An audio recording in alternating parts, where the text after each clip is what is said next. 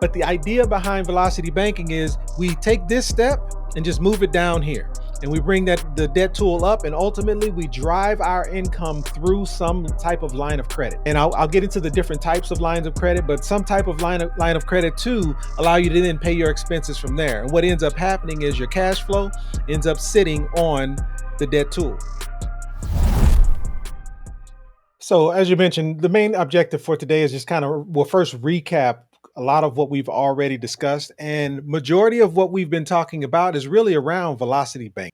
What is it? It's just simply a strategy. It's a strategy that's designed to assist you in either reducing debt, freeing up cash flow, or ultimately learning how to get multiple uses out of the same dollar. It is simply a strategy. There are many strategies out here. This is not the only one. This is not the only approach. There are many ways to 10, right?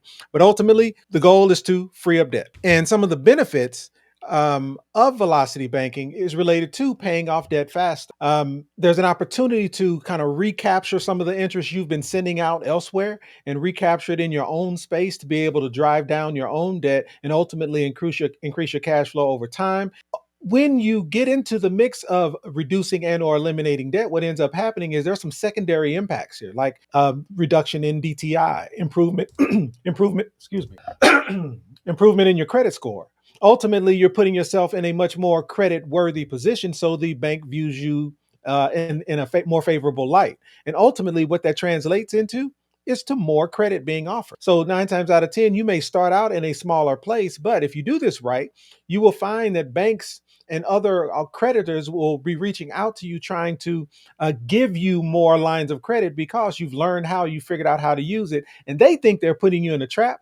But what they don't realize is because of the education that you've gained around this subject, you're actually putting yourself in a position to where you don't necessarily need them to be able to take action. This is how you become your own bank. And then ultimately, and my favorite part is getting multiple uses out of the same dollar. A lot of people don't believe that it's even possible to use a dollar multiple times, but we've kind of walked through this subject on this channel many times to explain the how. And in most cases, if you're going to do velocity banking, these are the buckets that we're talking about. These are the areas that you live. And all of us, most of us, if we're talking about leveraging some type of debt tool, it starts with how much income do you have coming in? And based off how much income you have coming in, where does it currently go? In most of our cases, it goes towards some checking account. And usually what we do from here is pay bill. But the idea behind velocity banking is we take this step and just move it down here.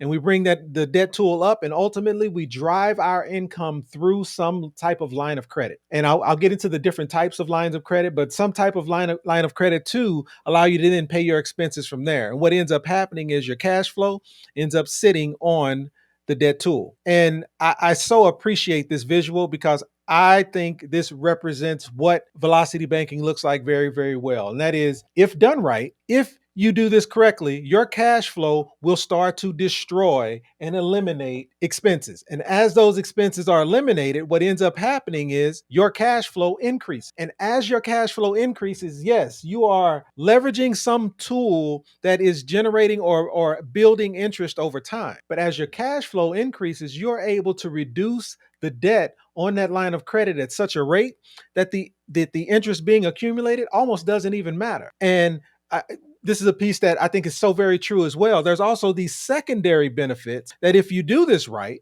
there are points, there are cash back, there's these different vehicles that if you're using them correctly, it opens up these options or this availability to be able to leverage other things in addition to eliminating the debt. So I think this is a pretty good example of what velocity banking looks like when it's done correct. And in most cases, when you're learning about velocity banking, you have to kind of understand where you are. Like, how do you normally pay bills? In most cases, again, income comes in, goes into our checking account, and from our checking account, we pay our normal expenses and our debt. And then what's left over, our cash flow ends up sitting in this checking account. Maybe some of us might move some of those funds from that checking account to our savings, thinking, hey, it's going to do better for us in the savings account because we're gaining interest. But the moral of the story is this is the normal process of how most of us pay bills. The idea is, you know what? The idea is, okay, income is still going into the checking account, but we want all of our income to then be dumped onto a debt tool. And from there, we're going to pay bills to pay all of our normal bills, pay our expenses from that debt tool while recapturing all of that cash flow on that line of credit. What does that do? Well, as that cash flow sits on that line of credit, it reduces the cost. It reduces the interest being charged on that line of credit.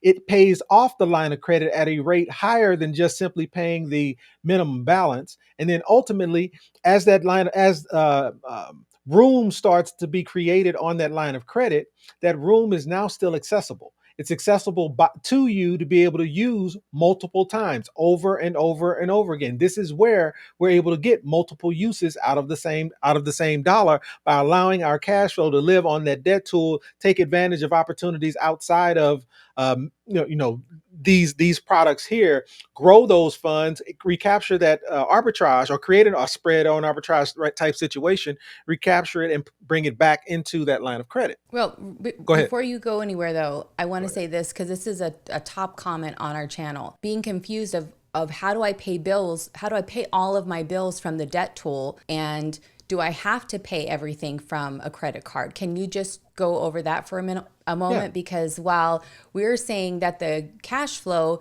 kind of eats away at the balance, right? Eats away at the interest as well. The most important thing is the cash flow. And I think some people just get this part confused a little bit, or because it's so highly represented that all of your income go on the debt tool, there's a gap here, maybe a missing link to a better understanding. So can you explain that? So let's say you're trying to do velocity banking and majority of your bills are able to be paid from this debt tool. So majority of light, gas, cell phone, but there are a few bills that cannot, like your mortgage and maybe some insurance payment that you're trying to, for whatever the reason is, it cannot be paid through that line of credit. That's okay. Because I think you're absolutely spot on. People get wrapped up on around, hey, I can't take action the way Donnell kind of broke it down inside of some example. So therefore, I must not be able to do velocity banking at all. When that's not true.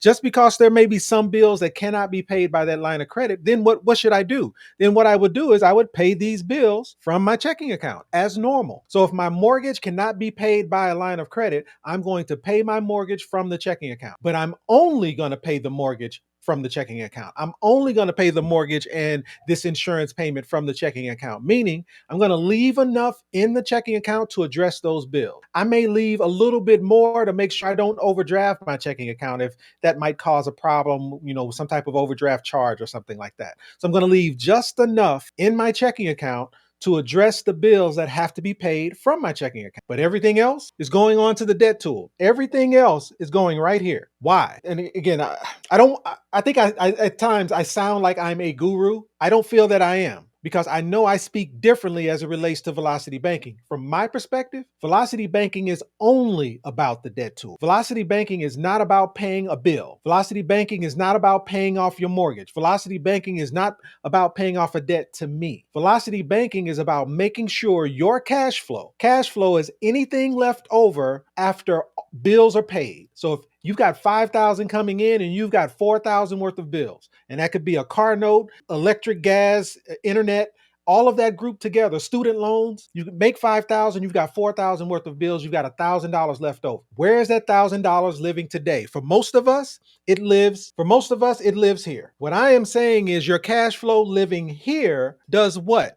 It drives the balance on that line of credit down by $1,000 every month. So if it's a $10,000 balance and you've got $1,000 of cash flow living on that debt tool every month, that balance is zero in 10 months, which means now you have an empty line of credit that you get to go pay other things from. So to me, velocity banking is just about your cash flow driving down the balance on the debt tool, and then you leveraging the debt tool to chunk away at other debt. So just because you cannot pay a certain bill from a line of credit or from the debt tool that you're using, that's okay. It's my question to you is, where is your cash flow going? Where does your cash flow live? And being very intentional on making sure your cash flow is going in one direction. And as it goes in that one direction, then we're going to leverage this vehicle to be able to address our debt. Even if that means as this cash flow starts to drive down the balance in this tool, we're going to then take a chunk from this tool and then pay off the mortgage. So even if I can't pay the mortgage by the debt tool itself, if the goal is to pay off my mortgage, I can still address the mortgage by still leveraging this vehicle and doing some type of